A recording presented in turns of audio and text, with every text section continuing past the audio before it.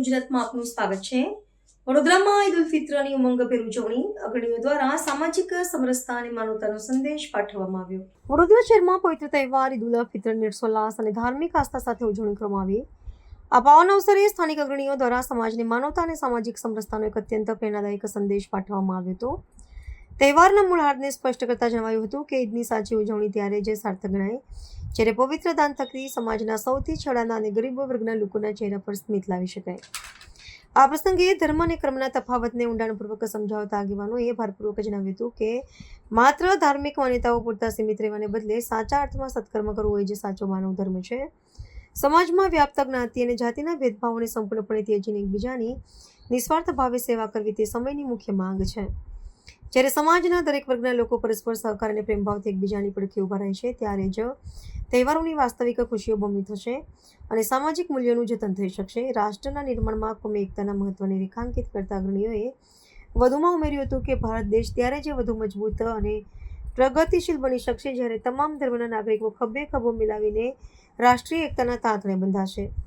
દેશના સર્વાંગી વિકાસ અને શાંતિ માટે કોમી ભાઈચારો અને સૌહાર્દ અત્યંત અનિવાર્ય પરિબળ છે। આજ ઉદાત્ત ભાવના સાથે ઉપસ્થિત સૌ નાગરિકોએ એકબીજાને ભેટીને પરસ્પર તહેવારની હાર્દિક શુભેચ્છાઓ પાઠવી હતી અને રાષ્ટ્રની સુખાકારી માટે સંયુક્ત પ્રાર્થના કરી હતી।